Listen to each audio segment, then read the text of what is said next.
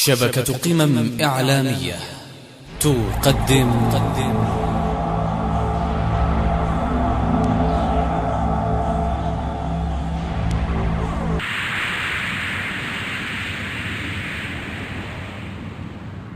بسم الله الرحمن الرحيم.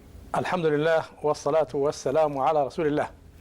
مشاهدي الكرام، السلام عليكم ورحمة الله تعالى وبركاته.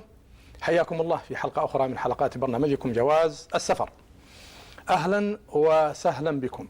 رحلتنا السفرية في هذه الحلقة هي مع شخص عرفناه في ميادين العطاء في الدعوة، بليغا فصيحا معطاء جزاه الله عنا وعنكم خير الجزاء. اليوم لا، نحن وإياكم سنرحل معه في بعض أسفاره لنطلع على ما كان معه في تلك الأسفار إن شاء الله إذا أذن لنا. باسمكم نرحب بضيف هذه الحلقة فضيلة الشيخ الدكتور سعد بن عبد الله البريك. حياكم الله شيخ سعد. أهلا وسهلا فضيلة الشيخ مسعود، حياك الله، وأسأل الله لي ولك وللمشاهدين التوفيق والسداد آمين. في الحل والترحال. اللهم آمين، اللهم آمين. نحن نستأذنك في الإقلاع معك في بعض رحلاتك التي رأينا بعضها في جواز السفر هذا، وبعضها يعني كتبناها أيضا حتى لأن الدول كثيرة ما شاء الله.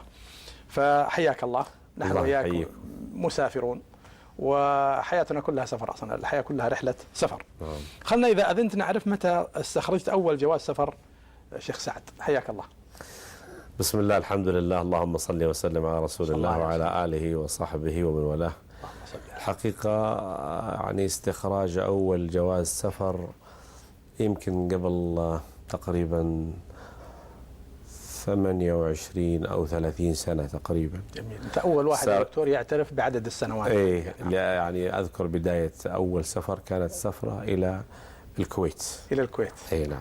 ولها استخرجت الجواز. ولها استخرجت الجواز. والعلاقة بيننا وبين الكويت علاقة حميمة وطيدة، ومن ثم فكانت هي البداية. جميل.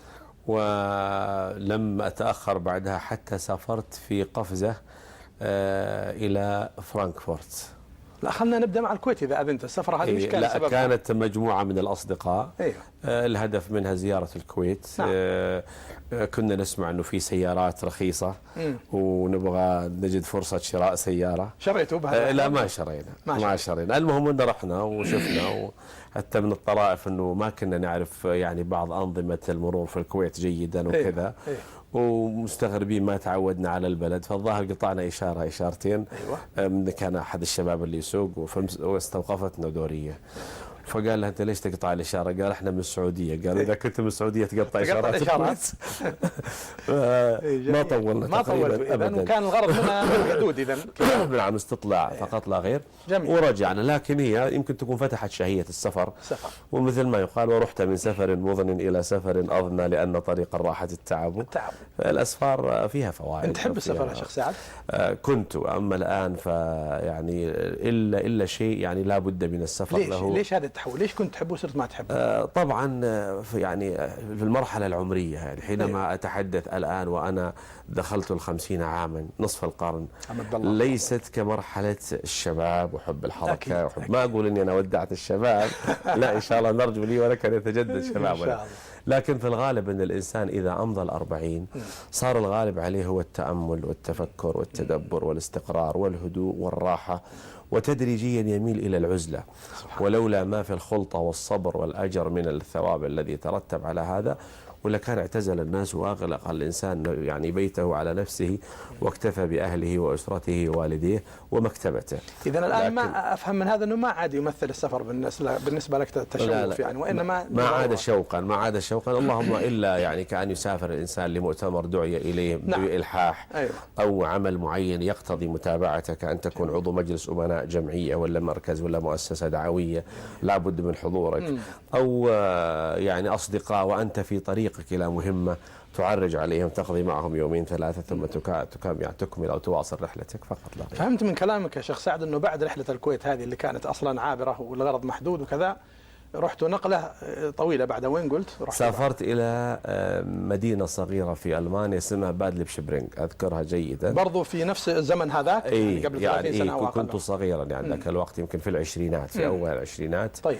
والسبب أني كنت أعاني من أزمة ربو حساسية شديدة، فذكر أن هناك بروفيسور جيد وأنه يعني يمكن أن يعني تجد عنده وصف أو تشخيص أو علاج جيد.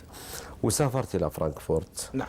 السبب اللي خلاني أسافر إلى هناك أنني تعرفت على شخص كان ممن يزورون الندوة العالمية للشباب الإسلامي. ذاك الوقت يمكن عمري 23 24 سنة. تزوجت ولا بعد ذيك الأيام؟ ذاك الوقت تزوجت، يعني نعم. أنا متزوج عمري 19 سنة ما شاء الله، أو أقل من 19 شوي، ولذلك وللحمد الأولاد رجاجيل وكانوا إخوان. الله يصلح. فسافرت إلى ألمانيا وجلست في فرانكفورت، وأذكر أني تجولت في بعض المساجد وألقيت خطب. أيوة. وسافرت إلى المصحة التي هناك وأخذت فحوصات وأخذت تنويم فيها يمكن حوالي 5 أيام. نعم. الفحوصات وكذا. استفدت منها صحيح؟ يعني استفدت أنه قال لي أنه الدواء الذي تستخدمه والذي تشتريه في المملكة هو دواء آمن وليس له يعني مضاعفات. نعم. ويعني أصبح من الأدوية الصديقة مثل أدوية السكر وأدوية الضغط وأدوية الربو وغير ذلك. أيوة. فاستفدت من هذا، وبعدها أصبح عند الإنسان طموحا يعرف. لكن الجميل أن ذاك الوقت ما كان عندي لغة قوية. كنت جريئا أركب القطارات، أطلع وأحاول أسأل وأفرض على الناس وأستوقفهم أن يخبروني هل هذه المحطة التي يصل إليها القطار. ما عندك لغة ولا عندك؟ يعني شيء من اللغة جدا البسيطة، اللغة الإنجليزية البسيطة جدا. كنت نهاية الجامعة ولا باقي؟ على نهاية الجامعة. نهاية الجامعة. وما طولت في الرحلة هذه باين؟ لا، كانت تقريبا يمكن ما تجاوزت 11 أو 13 يوم. وين أقمت فيها أيامها؟ في شقة ولا في فندق؟ ما جزء منها في فرانكفورت في فندق، وجزء منها في المصح هذا. أيوة. ويعني هي ورجعت على رحلة بالكامل. نعم. طبعا باعتبارها كانت أول رحلة وفي ذاك الوقت في ذاك السن إلى خارج المملكة وإلى ألمانيا بالتحديد، كان في أي نوع من أنواع الصدمة الحضارية اللي يسموها أنه في انبهار ولا شيء ولا ما كان فيه؟ ما عندي صدمة اللهم إلا أني يعني كان عندي تصور أن اللي سافر للغرب سوف تهجم عليه الفتن والشهوات. أيه. وسوف يعني يحارب ويعني يكاد يغتصب. نعم. يعني من الفكرة اللي كان سائد من الفكرة أنه العالم الغربي عالم، طبعا لست أهون من سيئاته وسلبياته، كما أنه فيه حسنات ويعني روائع إيجابيات نتمنى أن نجدها في مجتمعنا. أيوه. لكن وجدت أنه كل واحد في حاله، كل الناس مشغولين، كل إنسان في طريقه، وما أحد يجي يعني بيعتدي على أحد ولا بيبتلي أحد. نعم. والإنسان حيث يضع نفسه. نعم. فإن وضع نفسه في أماكن اللي هو القمار والدعارة والأزقة والسكك الوسخة سيجد نفسه يعني معرض لذلك. وإن ما أخذ طريقة في الجامعات والمكتبات والطرق الرئيسة وغير ذلك لن يتعرض. أنت قلت يا دكتور أن في هذه الرحلة ألقيت بعض الكلمات. أي نعم، زرت 2 من المراكز الإسلامية. من دعاك إليها؟ قلت لك إنه بواسطة شخص كان زارنا أيام كنت ألماني يعني. في ألمانيا. أيوة. فالندوة العالمية للشباب الإسلامي أنا اشتغلت فيها على نهاية الجامعة في قسم العلاقات والإعلام. جميل. فاستفدت. وعن طريق هذا الشخص رحت هذه المساجد. ذاك الوقت كان أمين عام الندوة الدكتور توفيق بن أحمد القصير، وما طول جاء بعده الدكتور مانع بن حماد الجهني، أسأل الله أن يتغمد بواسع رحمته. فذاك رجل يعني من نوادر الأمناء الذين مروا على الندوة العالمية. وكان الدكتور توفيق أيضا يعني لمسات في نقلة جيدة مشكورة. وأخونا الدكتور صالح الآن أيضا. أما عاد الدكتور صالح ما شاء الله يعني نقول عسى الله يقويه، يمسك المنحنى الذي قفز بهذا المستوى وزيادة ولا. خلينا ما دام نتكلم عن السفر إذا أنت شيخ سعد نقول هذه الرحلة اللي هي أول مرة وبرا والألمانيا، تمنيت انها طالت ولا زهقت ورجعت بصراحه كذا؟ والله ما كنت حريصا على طول السفر، لكن الشيء الذي لا يزال راسخ في ذهني هو ان السفر يغير قناعات طالب العلم الشرعي في بعض المسائل. كيف؟ يعني على سبيل المثال أنت تدرس مسائل شرعية هنا وليس هناك أي تغيير في المسألة، لكن هناك اتساع في أفق من يتكلم. على سبيل المثال أذكر في تلك الرحلة سألني رجل عربي مقيم هناك وأظنه من الجزائر. نعم. وذكر أن يعني ذرية من البنات ولم يجد وظيفة إلا في مطعم يبيع الخمر والخنزير. اللهم سألك في ذاك اليوم؟ في ذاك الوقت. طيب. خطبت جمعة وجاي من السعودية ومن مكة والمدينة خلاص يعني هذا الكلام قبل يعني 28 قبل تقريبا حوالي 25 سنة. نعم. أو 6 يعني مو قليل. نعم. ف يعني كان يقول ذريتي بنات وليس لي دخل وبناتي مراهقات وليس عندي قدرة أعطيهم كفايتهم، وإن لم أعطيهم ما يكفيهم هناك مستعد من يعطيهم حتى يخرج بهم ويسهر معهم ويعبث بأعراضهم. فهل أعمل في هذا المطعم ولا لا أعمل؟ فهل أعمل أو لا يقدم أعمل؟ الخمر يقدم. هذا السؤال لو سئلت قبل أن أسافر لا أعطيت جواب أنه لا يجوز أن تعمل لو تموت نعم. لكن أما والإنسان رأى بعينه ورأى حال الناس، ورأيت واقع المسلمين اللي جاءوا وسألوا كذا.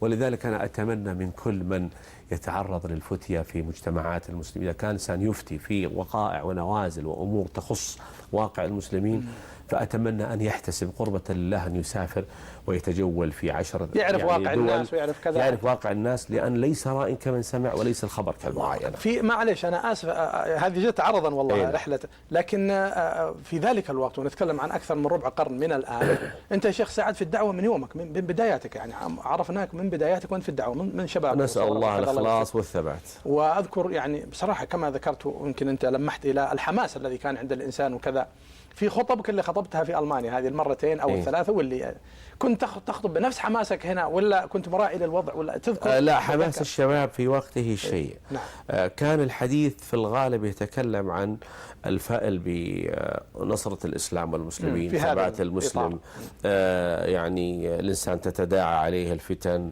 واقع أمة المسلمين، يعني من الأدبيات الإنسان تلقاها وفي قراءاته وأيضا ترجمها وعالجها بمعالجة يستطيع أن يخلط فيها ما بين مراعاة واقع البلاد اللي زارها مع يعني حصيلته العلمية والثقافية. من ذاك الوقت هذا الوعي موجود ما شاء الله بالله الحمد والمنة، لكن الوعي يتراكم.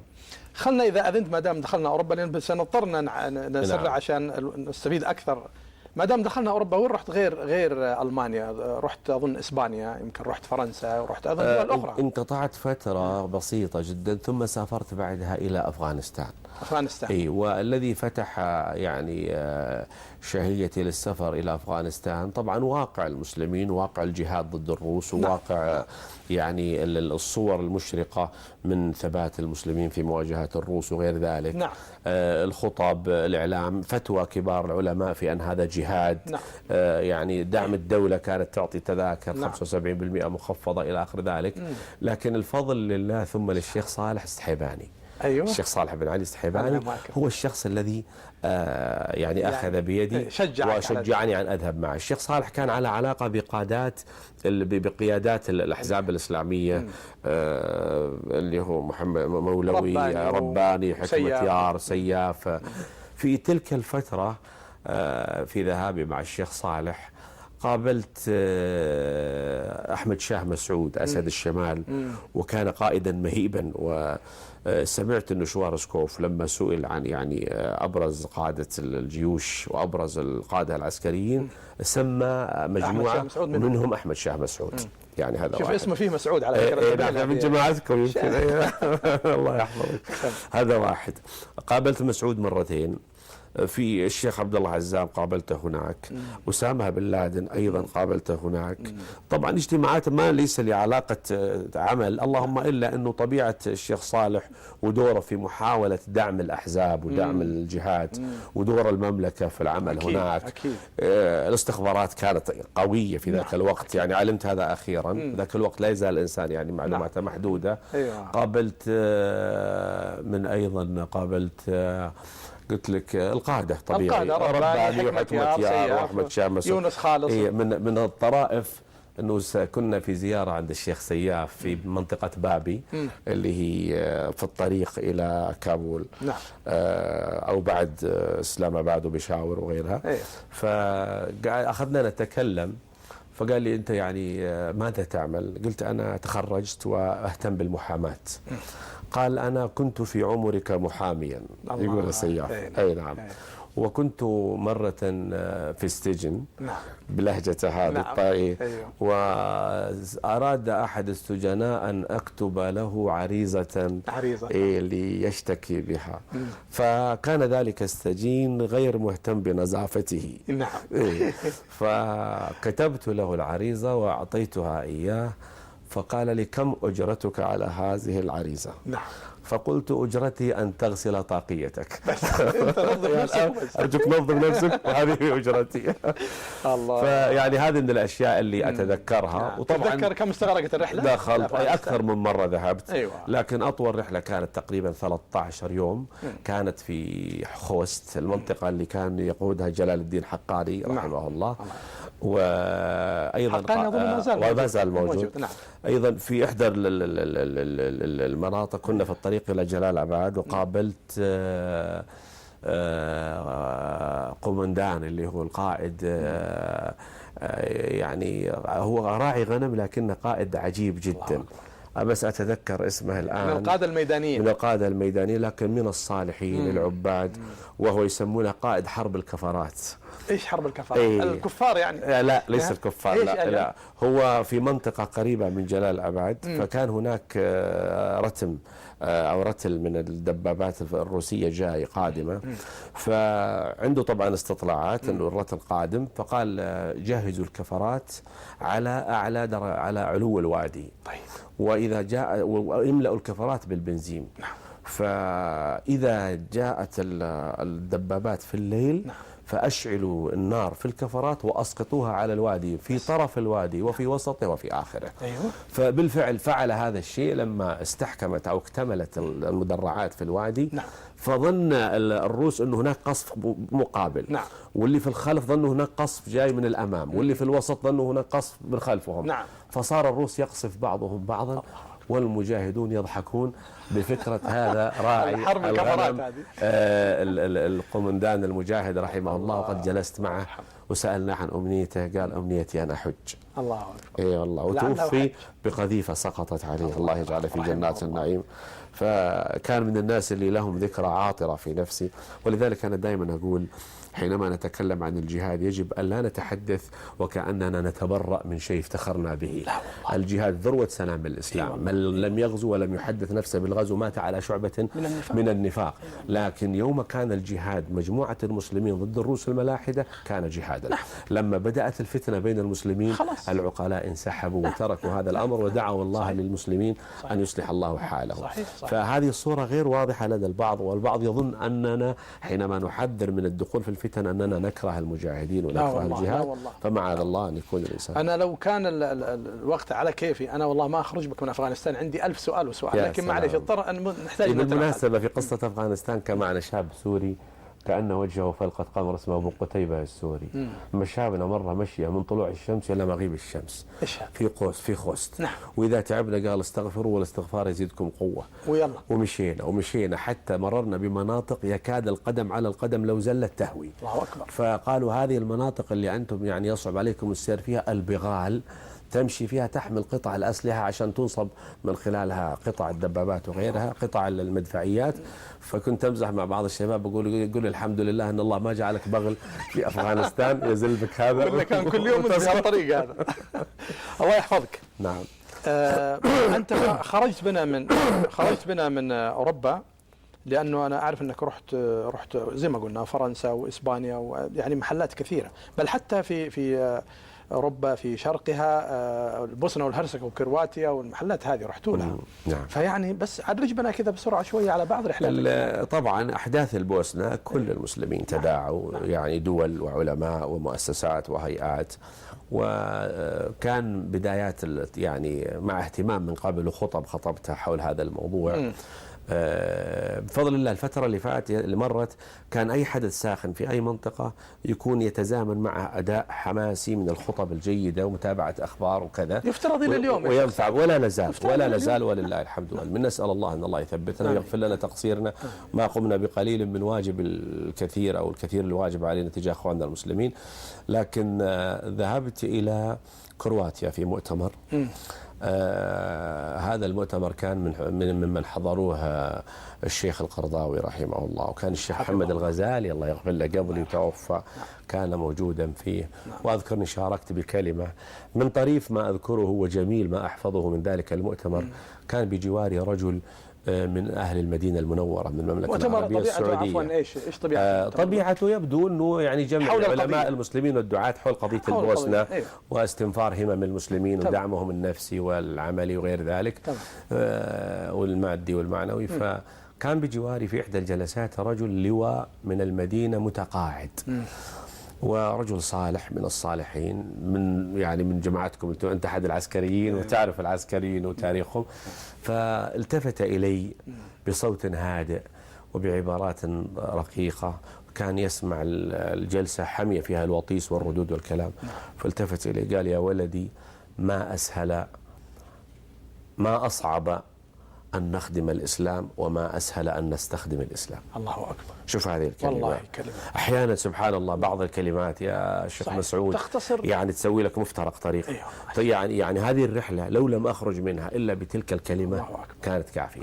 الشاهد في نهاية المؤتمر قالوا إنه في قصف صربي، قوات الهيفي أو اللي هي مشتركة بين الصرب والكروات وهي ضد المسلمين البوسنة أيضا، قد قصفت مستار، إذا تحبون تروحون. فاندفعت وقلت نروح. فرحنا مجموعة، كان معنا مجموعة صحفيين كلنا تقريبا 7. طيب. في الطريق إكراما لي يجعلوني في مقدمة الجيب، كان معي شريط أحبه المنشاوي قراءة من سورة آل عمران. فإذا قرأ قول الله عز وجل: ولقد كنتم تمنون الموت من قبل أن تلقوه فقد رأيتموه وأنتم تنظرون، يعني تجرني هذه الآية وأعيد سماعها. المهم جينا منطقة مقصوفة، قاعا صفصفة لا ترى فيها عوجا ولا مرة. نزلنا وكان معنا المصور، فأخذنا نحاول نصور بعض المقاطع شوي، إلا قوات الهيفي أو الصربية والكرواتية قد يعني أحاطت بنا. طيب. في المجموعة كلها؟ في المجموعة كلها. طيب. أنا ما أعرف أتكلم، في ناس يتحدثون منهم جنسيات يعني عربية متجنسة أظن جنسية سويسرية، واحد نمساوي، واحد. المهم أنه سألتهم قالوا لابد أن يقودوكم إلى المعسكر للتحقيق. والله. فكان معي أذكر شوكولاتات كاكاو في جيبك، فقعدت أطلع لبعضهم يعني أبتسم له لعل تنفع، نحسبها يعني زي بعض الربع ينفع مع شوكولاتة ولا شيء. فأبدا، ولا كأن أنا أعرض يعني تعريضا لعله يعني يبتسم ويأخذها ما قال. ففتحت الجيب الثاني وأخرجت، كان معي دولارات وأخذت أعدها لعله ينظر إليها ويأخذها ويتركنا، ولا كأني عد شيء أبدا. المهم أخذوا الكاميرا واقتدونا، سيارة خلفنا وسيارة أمامنا، ورحنا بسيارتنا إلى دخلنا أسر هذا الآن يعني شبه أسر بالضبط. المهم دخلنا المقر. لما دخلنا المقر إذ بجنود رجال ونساء أشاروا بأيديهم بحركات قذرة ووسخة وشذوذ يعني شاذ أخلاقيا علينا. ثم دخلنا إلى مكتب يعني يمكن تقريبا الزاوية هذه الصغيرة، فطلبوا كل جوازات، كلهم أعطوا الجوازات، أنا ما أعطيت الجواز ولا أحد سألني. فكان كل واحد من هؤلاء جوازه ميديا مع رجل إعلام، رجل صحافة بريس وكذا وإلى إلى آخره. فظنوا أنني مثلهم.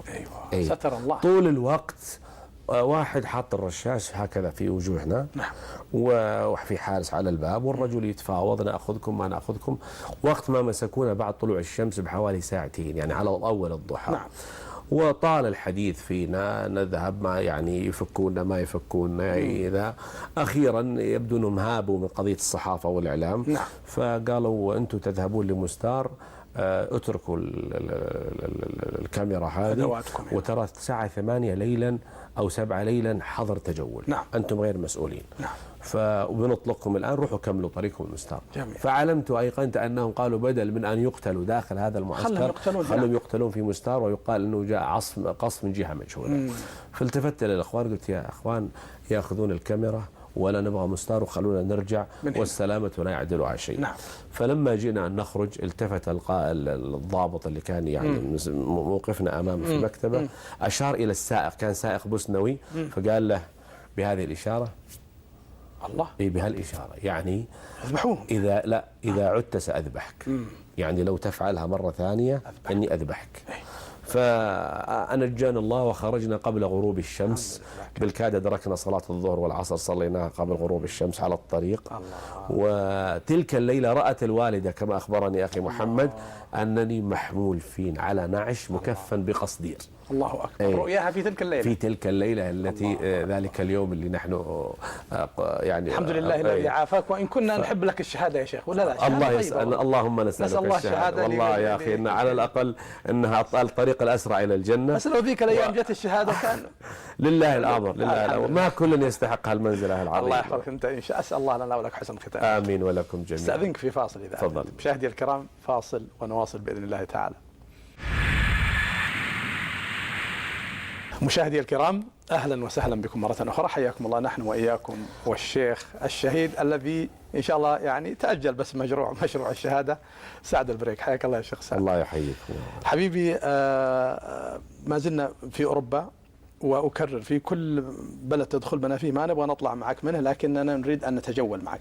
في إسبانيا، في من البلدان التي زرتها إسبانيا، وأظن أنه كنت تحدثني قبل الجلسة أن كان فيها أبيات من الشعر وكذا، وش أعطنا نبذة عن روحتك الإسبانية، وين رحت فيها؟ بالمناسبة اهتمامي بإسبانيا وأوروبا يعني جاء بعد أن انتقلت من الجامعة مستشارا في مكتب صاحب السمو الملكي الأمير عبد العزيز بن فهد وزير الدولة، عضو مجلس الوزراء، رئيس ديوان رئاسة مجلس الوزراء. وكان من أبرز مهمات مكتبنا اللي نعمل فيه عند سمو الأمير أو مع سمو الأمير اللي هو مكتب البحوث والدراسات. نعم. كان هذا المكتب يعنى كثيرا جدا جدا بدعم المراكز الإسلامية وكفالة الدعاة وتنظيم رحلات الحج للدعاة، إفطار الصائمين في المراكز الإسلامية، الجولات الدعوية في الصيف، الدورات الشرعية في الصيف. كان هناك عمل يعني جعل المملكة تحافظ على مستوى الريادة والقيادة، وعدم ترك المجال للمد الصفوي، المد الرافضي الذي تسلط على المسلمين في الآونة الأخيرة، لأسباب منها أننا انكفأنا على أنفسنا في الفترة الأخيرة ولم نحافظ على تلك المربعات التي تقدمنا إليها. تقول كان ليش انتهى يعني هذا الموضوع؟ ما أقول انتهى، أنه يعني ما عاد الأمر الآن بمستوى ما كنا عليه في تلك الفترة. أي نعم، يعني في الفترة الماضية يعني ما تكاد ترفع رأسك من مشروع إلا دخل عندك مشروع، ما تكاد تنتهي من رمضان وإقامة مشاريع تفطير المسلمين في المراكز الإسلامية بكميات ضخمة، وإحياء الصيام والقيام والتهجد والتراويح وإرسال الأئمة المساجد. طيب. إلا ويدخل عليك مشروع ترتيب الدعاة، أشهر الدعاة وأبرز المسلمين الذين اعتنقوا الإسلام من أوروبا وغيرها ليكونوا ضيوف خادم الحرمين والحج. ولا تزال ضيافة خادم الحرمين حتى في عهد الملك فهد رحمه الله، ولا تزال في عهد الخادم الحرمين الملك عبد الله. يعني مسألة مهمة، يعني ليش خفت أو ليش ما هي بنفس الزخم؟ والله أنا أتحدث عن يعني دورنا اللي كنا نمارسه، يعني ما عاد الآن بذلك المستوى. المهم أنه أيضا ننتهي من هذا. كان عندنا افتتاح المراكز، افتتاح مسجد الملك فهد في لوس أنجلوس، افتتاح مسجد الملك فهد في جبل طارق، في افتتاح مركز الملك فهد في إدنبرا، افتتاح مركز الملك فهد في ملقا في أسبانيا، قبلها الافتتاح اللي كان على يد الأمير سلمان بن عبد العزيز في مدريد، افتتاح مركز برشلونة. يعني إسبانيا كانت أيضا محل اهتمام. جميل. كنتوا تروحوا بكثرة. كنا يعني نتردد على اسبانيا كثيرا، وما من زياره الا يتخللها خطب الجمعه، دروس، المحاضرات، اللقاء بالدعاة، الاعمال الدعويه، الالتقاء بالدعاة، الندوات الفكريه، كان لها اثر. طيب يعني في هذا الميدان شيخ سعد، يعني انتم تروحوا البلد زي اسبانيا، بلد اوروبي زي كل بلدان اوروبا، وتعملوا هذه الانشطه المكثفه ومراكز ودعوه ولقاء بالناس. هذا كان يعني يتم طبعا اكيد بتنسيق مع السلطات الرسميه، ما كان في مشاكل ابدا. لم تستوقفنا اي جهه رسميه من خلال يعني رحلاتي وزياراتي لتلك البلدان. نعم. لم تستوقفنا اي جهه، كان يكفي الميدان مفتوح اننا نطلب التاشيره من السفاره، ونذكر للسفاره اننا يعني في مهمه مثلا زياره المركز الفلاني، نكون انسان صادق. نعم. اني انا مسافر لزياره مركز اسلامي، لزياره كذا، لزياره كذا، وما تجد حرجا يعني في هذا الامر. فطبعا الان واقع الاسلام في اوروبا على مستوى الدول الاتحاد الأوروبي كما تقول بعض الإحصائيات من أحد المراكز في إحدى العواصم، أنه في كل جمعة يعتنق الإسلام في كل مسجد شخص أوروبي من أصل أوروبي. في كل جمعة في كل مسجد في تقريبا. كل مسجد على مستوى دول الاتحاد. كم يعني تقريبا عدد المساجد بالمناسبة في أوروبا يعني مثلا فرنسا وحدها، فرنسا اللي هي العاصمة باريس وضواحيها، نعم. فيها 400 مسجد. 400 مسجد هي تقام فيها الجوامع في فرنسا فقط. في فرنسا. جميل. تقام فيها الجمعة. هذه في باريس وضواحيها. نعم. ما بالك بالمدن الأخرى، هذا فرنسا، فما بالك إذا انتقلت إلى إسبانيا، إذا انتقلت إلى بريطانيا، ألمانيا، إيطاليا. ولذلك أنت تتكلم عن آلاف يعتنقون الإسلام الذين هم من أصول أوروبية. في كل أسبوع شخص واحد بعد، يعني كل منطقة فيها مسجد سيوجد شخص يعتنق الإسلام. في كل شهر يؤلف 7 كتب عن الإسلام وليست مختصرات أو مطويات. في أوروبا. أي نعم. في كل شهر تغلق كنيسة اختيارا لا يأتي أحد إليها ويبنى مسجد جديد. الله. دراسات هذه مبشرات يا شيخ سعد. هذه مبشرات، لو ما حضرنا هنا إلا لها والله لكفانا. وهي مفسرات أيضا لأحداث 11 سبتمبر التي استدعت أن يوجد حدث ليقطع المد الإسلامي في أوروبا وفي أمريكا. لكنه يزيد الآن أبدا، يريدون يزيد ما ينقص. كما قال الله عز وجل ليطفئوا نور الله بأفواههم والله متم نوره سبحانه وتعالى. طيب كمسافر الآن، كمسافر رحت أسبانيا، لما تروح أنت شخصيا كمسافر بعد ما تنهي المهام الرسمية، ما الذي يستهويك في اسبانيا؟ وين تروح؟ وين؟ دائما اي مدينه ازورها احب ان ازور السوق القديم، السوق التاريخي القديم والصناعات القديمه. أيوة. فايضا اذا كنت في اسبانيا احب اني ازور غرناطه واجدد العبره والعظه فيما رايت من يعني زوال ممالك المسلمين. حينما تجي في اشبيليا وتشوف تزور قرطبه والجامع الكبير كيف تحول الى كنائس وكاتدرائيات. الان صار كنائس الجامع. نعم، هو مجموعة كنائس تقريبا به 4 كنائس. حينما تزور أشبيليا وتشوف المأذنة الطويلة اللاخرالدة، حينما تزور الحمراء وتشوف قصر أبو عبد الله الصغير آخر ملوك بني الأحمر معتنى بها وكذا طبعا، وتشوف نفس الآثار. لكني تذكرت أبيات أبي البقاء الرندي لما قال لكل شيء إذا ما تم نقصانه فلا يغر بطيب العيش إنسان. فقعدت أهمهم قلت أبا البقاء، لأنه هو صاحب الأبيات، قلت أبا البقاء بدت ذا اليوم أحزان على مآثر قوم جلهم بانوا، واستحكمت غربة الإسلام في وطن تاهت له عزة أو ضاع سلطان، وقلت قولة حق أصبحت مثلا لكل شيء إذا ما تم نقصانه. جاءت زرافات أهل الشرق سائحة وإن تولت فإن الأمر سيان، ما فيهم لاعتبار الخطب مدكر وقد سرى بحديث القوم ركبان. فيه تربيع وتخميس على بعض، ولست شاعر، لكن تلك الأحداث أنا أتحدى من قرأ التاريخ وأدرك عز المسلمين ومالك الأندلس وكيف كان ملوك الإفرنج يعني يتوسلون إلى حكام المسلمين أن يقبلوا أبناء الفرنجة ليدرسوا في جامعات المسلمين. فلا تملك إلا أن تذرف الدمع من العين. في أوروبا زرت بلدان أخرى على الأقل نعرفها يعني غير فرنسا وإسبانيا؟ وين زرت؟ زرت بريطانيا؟ زرت بريطانيا وشرق لندن، زرته أكثر من مرة. جامع أخواننا من الجالية من بنغلاديش ولهم نشاط قوي جدا. ريجنس بارك المركز الإسلامي كذلك زرته والتقيت في عدد من الشخصيات والقيادات اللي تقوده. أيضا زرت أذكر في مدينة من تبعد عن مانشستر، عفوا. أيوة. مانشستر. أيوة. سافرت لها وألقيت خطبة جمعة. نعم. وكانت عن الألفة والوحدة والترابط والمحبة والرحمة بين المسلمين.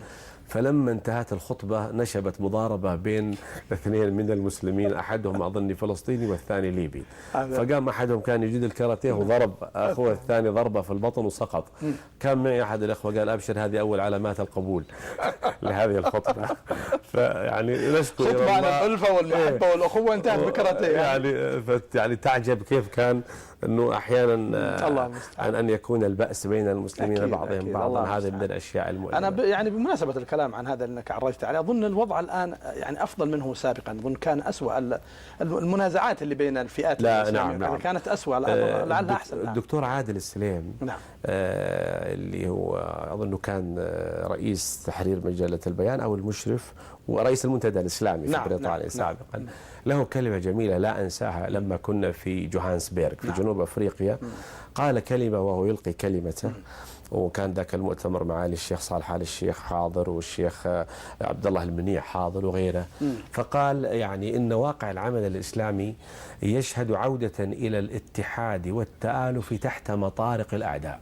تحت مطارق الأعداء. يعني للأسف ما توحدنا بإرادتنا، نعم. توحدنا بمطارق الأعداء التي تتابعت على هذا جانب الخير فيها يعني. فكان المشهد المؤلم الذي تجده في كل منطقة هو تفرق المسلمين، وتلاحظ أنه يعني هم قلة لكن تجد طحن الطحين ونشر النشارة وتجزيء المجزأ وعصر العصير. فيعني اليوم لعل الوضع إن شاء الله يعود بالمسلمين. من الطرائف أني خرجت مرة كان عندي خطبة في شيفيلد، وهي مدينة يسكنها كثير من الجالية اليمنية، وهي مدينة مشهورة بصناعة الصلب والحديد. وكنت في زيارة عديلي اللي زوجته أخت زوجتي، فأيضا ألقيت المحاضرة هناك. فمرتب مع السائق أنه يوديني من لندن إلى شيفيلد، والطريق 400 كيلو تقريبا. فتفاجأت أنه صلاة الفجر صلينا وطلعت انتظر السائق على الموعد يجي. فإذ بالسيارة موجودة واللي جالس امرأة. فقلت لها سوري يعني وير از ذا درايفر؟ قالت إيه يعني قالت عن نفسها أنها هي زوجة السائق. وللأسف يعني أخ من جالية عربية. قالت بات هيز درانك فول، يعني هو سكران بزيادة ما يقدر أنا جاي أسوق، وإذا تبغى أنا أسوق أوديك. قلت وين؟ قالت شوف المرتبة الخلفية نايم. لا حول. إيه، وكان يخور خوار الثور الذي يوشك أن يضحى به يوم النحر من شدة السكر اللي هو فيه.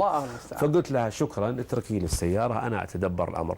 طبعا السيارات في بريطانيا المقود على اليمين. أي نعم. والسائق ذا صحيح. وكان معي الدكتور عبد العزيز المشعل. نعم. اللي كان مستشار في وزارة التعليم، وقبلها كان في كلية أصول الدين في قسم الحديث، وقبله من طلاب الشيخ عبد العزيز بن باز، ولازم الشيخ عبد العزيز بن باز مدة طويلة. نعم.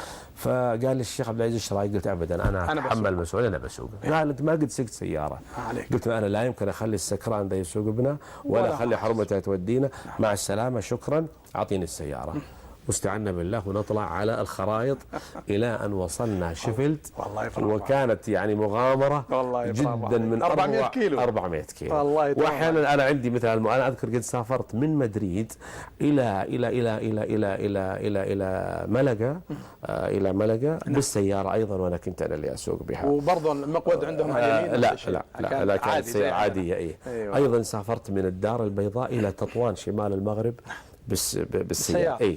فإذا يعني حقيقة طرق جميلة جدا. نعم. والأجمل من هذا أنه على الطرق محطات تعتبر جزء من المتعة ونظيفة وفيها طعام ومساكن ومهاجع وكذا. أنت ذكرت على فكرة احنا نتكلم ترى عن السفر يا شيخ سعد الآن، يعني وسع خاطرك شوي. الله أي والله. أنت الآن آخر كلمة قلت الطعام ذكرته وذكرتني به، وهو من أسئلتي اللي نسأل. صحيح. مشكلتك مع الطعام لما تسافر لهالدول المختلفة ذي، أنت من النوع الحساس، في ناس مرة حساس في الأكل. أي نعم. أنت عندك مشكلة مع الموضوع؟ ما عندي مشكلة لأني مركز على البحريات وغيرها لا أعرفها. بس أي نعم صحية. ليش تهرب من غيرها؟ يعني أول شيء للحرج والإشكال، ودع ما لا يريبك، دع ما يريبك لا يريبك. الشيء الثاني الأشياء البحرية هو الطهور ما والحل ميتته، وفي نفس الوقت مفيد، ولا في يوريك أسيد ولا كوليسترول ولا مشاكل لا، صحية. وغالبا البحريات مذبوحة على الطريقة الإسلامية. نعم. جميل. طيب وبمناسبة الكلام عن السفر والتجهيزات له ما يخص، أنت من النوع اللي تجهز شنطتك كذا بنفسك؟ أي نعم. أنا في الغالب أنا الذي أجهز الشنطة. ليه ما تخلي وأرتبها؟ أخلي الأهل يعني يشترون الأشياء اللي أبي. مثلا أقول بنتي ترى عندي سفر، أو أقول زوجتي ترى عندي سفر، رتبي صلحي بحسب المكان اللي أنا فيه. أيوة. ويجهزون الأشياء ثم أجي أنا أختار ما أحتاج. أيوة. ووجدت أن الإنسان في السفر يحمل حقيبة لا يلبس ربعها. أيوة. دائما نحن نلاحظ هذا. إذا تمرس الإنسان في السفر صار يكتفي بما عليه، ويمكن يعني غيارين تبديلين، والباقي ما له داعي أبدا. خلاص أنت عرفت الموضوع. الآن عرفت الموضوع. ولكن يقول يعني متى تصبح حكيما؟ إذا ملكت مقصا في وقت ما بقي في رأسك شعره. خلاص. يعني ما عاد ينفع. يعني من الطرائف في السفر. نعم. وهذه كانت في رحلة داخلية. كنت في المدينة المنورة وتأخرت الرحلة، وأنا ما أدري وش السبب. رحلات المدينة دائما تتأخر. يعني سواء إلى الرياض أو جدة. أنا لاحظت بالذات رحلات المدينة لأن تكررت معي. طيب. فالشاهد كان ما أقلعنا ذاك اليوم من مطار المدينة إلا حوالي الساعة 2 من الليل. نعم. إيه، فركبت في درجة الأفق، وأنا دائما أحب الأفق. أيوة. يعني له بالأولى وله بالسير في الوسط. أي، وفيه توفير. أيوة. وأحيانا أيضا يكون عندنا إركاب من جهة رسمية ما يقصرون يكرمونا بدرجة أولى. جميل. وما أتاك غير سائل ولا مستشرف فخذه ولا تسأل. لا هو أنت ما تحرص على مقعد معين، ما تحرص على نافذة ولا على الممر كذا. نافذة على الممر لا، ما تفرق معي كثيرا بقدر ما يفرق معي ألا أكون في السياحي، لأن السياحي ضيق جدا خاصة إذا كان معك لابتوب تبي تقرأ أو معك أو رحلة طويلة أو رحلة طويلة. أقل شيء أن يكون يعني أفق. جميل. طيب. الشاهد كنت في درجة الأفق وحدي. الناس ما بين درجة أولى وما بين السياحي. فأحد المضيفين كان ينظر إلي ويقترب ويبتعد، ويبدو أنه عرفني وأنا ما عرفته. فقال لي: أنت فلان؟ قلت: نعم. يا هلا مرحبا، أي خدمة حبيبي؟ قال: أنا عندي اكتئاب وعندي ضيقة صدر وعندي أبغاك تقرأ علي رقية. قلت: يا مرحبا ومسهلا، تفضل. آخر الليل، وأظني قلت له: لحظة بس خليني أتوضأ. ورحت وتوضأت وجلست، وجلس هو، أنا على مقعدي وهو جلس، وضع ركبتيه على الأرض وفتح صدره ووضعت يدي على رأسه. وبدأت أنفث عليه وأقرأ. شوية قام يجهش بالبكاء، يبكي. وطبعا يكون في اللسان زفرات فلما انتهى تفاجأت إذ مضيفة تأتي وتفتح صدره. قالت: الله يجزاك، سوي لي مثله، الله يجزاك يا شيخ، الله تقرأ علي. المشكلة انك لاحظ يعني في هجيع ليل، ما في درجة الأفق إلا أنا وحدي، ودخلت المضيفة وحدها. الرجل ذاك راح أثرها ترمقه وتشوف القراءة والبكاء، وتهيج عندها الأحزان. فجاءت مباشرة تبي تفتح يعني درعها حتى أقرأ. قلت: لا معليش يا بنتي. قالت: الله يخليك، أنا لابد، هذه فرصة تعبانة وأقرأ علي. قلت: طيب إذا كان ولا بد جيبي واحدة ثانية من المضيفات خليها تجلس عشان ما تصير خلوة، ونادوا المضيف خلوه يوقف. وحط البلانكت البطارية على راسك وأنا شراب أقرأ عليك، وهي الرقية الأولى والأخيرة. هذه علمت بها أبو عبد الله؟ هذه من الطرائف ولا ما علمتهم؟ والله يمكن جاءت قدرا، بيعرفونها بس من خلال البرنامج. أيضا من الطرائف، أذكر مرة كنت طالع من دولة من عاصمة خليجية لأسبانيا الظاهر. فشد التفاتي انه انا جالس في الكرسي هذا، والكرسي اللي امامنا على اليمين منا بس متقدم عنا درجه. فيها رجل وامراه ركب، وهذا الرجل تعطيه 56 سنه، يعني باقي فيه قوه وشباب. وعلى الطرف على الممر امراه كبيره في السن، كبيره. فطول الطريق وهي يعني تتلفت، تلتفت، فوقع في قلبي انها قد حصرت واحتاجت الى دورة المياه. فحقيقة ما قدرت اتحمل، وقمت وهو نايم، يعني تسمع غطيطة وفخيخة ومعها بجوارها. فنبهته وايقظته، قلت له: لو سمحت، يبدو ان الوالدة تحتاج الى دورة المياه. قال: يا معود، هذه حرمتي، ما هي بأمي. هذه أول غلطة. أشوى أنها هي ما سمعتك. فقلت: والله من حسن إسلام المرء تركه ما يعني. والله لو أشوفها تقوم وتجلس مو تلتفت، خلاص ما تدخل أبدا. هذا درس. أشوى أنها هي ما سمعتك. والله عسى ما سمعتني. قالت: أنا ماني محصورة ولا لك دخل. نعم والله أكيد، إلا اللي هذه أمك. جزاك الله خير. طيب شيخ سعد، في المطارات لأنك كثير السفر تجلس أكيد تنتظر الطيارات، أحيانا تتأخر تروح، إيش تسوي في الحالة هذه؟ أنت من النوع اللي تتجول ولا على حسب مدة الانتظار؟ على مدة الانتظار. أحيانا إذا كان الانتظار يعني بعض المطارات يعني يطول، مثل كنت في العام الماضي سافرت إلى نيوزيلندا لزيارة الطلاب السعوديين في أوكلاند وكرايست تشيرش، الثالثة أتذكرها الآن. فكان انتظار في مطار سنغافورة، لكن حقيقة الانتظار في مطار سنغافورة هو بحد ذاته رحلة تستحق عجيب. يعني جمال المطار، يعني جمال المطار وتنوع مرافقه، ولدرجة أني نسيت الكوت هناك ورجعت بدون كوت من الانسجام ولا عجيب انبساط هناك. فيعني مطارات جدا راقية وجميلة. شد التفاتي في زيارتي لنيوزيلندا الحمد لله الطلبة السعوديين يعني نماذج رائعة. كثيرين يا شيخ سعد هناك؟ اللي قابلت حوالي 400 طالب. 400؟ اي نعم. ووجدت فيهم يعني حرصهم على بعضهم، حرصهم إذا كانوا في مكان واحد أداء الصلاة، إذا كانوا في جامعة واحدة يهيئون لهم مصلى كذا. يعني لا صحة لما يقال إنه والله الغالب على الطلبة السعوديين. يوجد طبيعي أن هناك شواذ ممن يعني عنده عبث في السلوك. يعني على سبيل المثال كان أحد الطلبة صارحني لما كنا في هاملتون، قال لي إنه أنا بكل صراحة منذ أن ابتعثت وأنا في نهاية الأسبوع يعني لابد من كأس وصديقة باستمرار. فقلت أما أنت يحرم عليك البقاء ولا يجوز لك ويجب عليك أنك ترجع، لأن الهدف من الابتعاث أن تحصل علما تنفع به نفسك وأمتك ومجتمعك ووطنك وبلدك اللي أنفق عليك. فإذا كان هذا الأموال اللي تدفع لك على البعثة مشروع خادم الحرمين الشريفين الابتعاث الملك عبد الله يصرف عليك، وأنت باعترافك لي تقول أنه كل أسبوع عندك صديقة وكأس، معنى ذلك أنت تصرف المال وستأثم. قال يعني تنصحني؟ قلت أنصحك أن تعود ولا تتردد، وكل ساعة تقضيها أنت آثم في البقاء. لكن أما الآخرون فأقول أنت في علم، أنت في عبادة، أنت في دعوة، أنت في جهاد، أنت في خير تنفع به نفسك وتنفع به مجتمعك. ومن هنا أنا أجدد الدعوة للشباب السعوديين سواء كانوا في أمريكا ولا في أي دولة ولا في أستراليا أو كندا أو نيوزيلندا، أنه إذا ذهبوا ليحرصوا أن ينالوا أوفر حظ وأعظم فصل من العلم حتى يعودوا وينفعوا أنفسهم وينفعوا مجتمعهم، مع أنني أحبذ أن يكون الابتعاث بعد المرحلة الجامعية وليس بعد الثانوية، لأن الثانوية مرحلة يعني العقل كالماء ما ثبت. شيخ سعد أنا آسف انتهى وقتنا والله، وكنت أتمنى ألا ينتهي والله، وأنا واثق أن المشاهدين مثلي كنا نبغى نروح معك إلى بعض الدول الأخرى، رحت أمريكا والأرجنتين والحبشة وكمبوديا والحبشة والصين وكثيرة. لكن كمبوديا في اختصار بعد سقوط الشيوعية. أيوه. ما كنا نظن أننا سنجد فيها أحد يعرف شيئا عن الإسلام، فإذ بنا نجد مدارس قرآن وقليل من العمل الدعوي قامت به جماعة التبليغ. الله أكبر. وتعمل صمتا في بلد قتل بول بوت الحاكم أكثر من 3 مليون، وفي مكان للجماجم اللي قتلهم.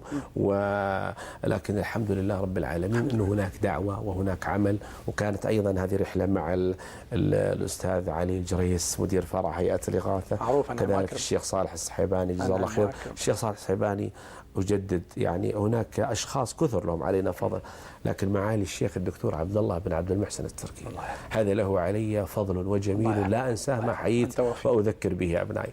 الشيخ صالح من الناس الذين فتحوا لي باب على العالم الإسلامي وقضايا العالم الإسلامي، فلا أنسى له هذا الفضل. وأنت من هؤلاء الذين يفتحون أيضا الأبواب للآخرين. الشيخ سعد أنت قائد في ميدان الدعوة وفي التنظير في الدعوة وفي التشجيع على الدعوة، جزاك الله خير وبارك جهدك وشكر لك، وشكرا على الاستجابة للدعوة هذه. يشرفني هذا. وشكرا على استضافتنا في بعض سفراتك هذه، وأنا والله كان عندنا أسئلة كثيرة لكن الله حماك. الحمد لله. الحمد لله رب العالمين. شكرا الله لك. شكرا لكم. مشاهدينا الكرام باسمكم نشكر لفضيلة الشيخ الدكتور سعد قبوله الدعوة. نشكركم أنتم إلى أن نلتقي في الحلقة القادمة من حلقات برنامجكم هذا جواز السفر. نستودعكم الله. سلام الله عليكم ورحمته وبركاته. وعليكم السلام.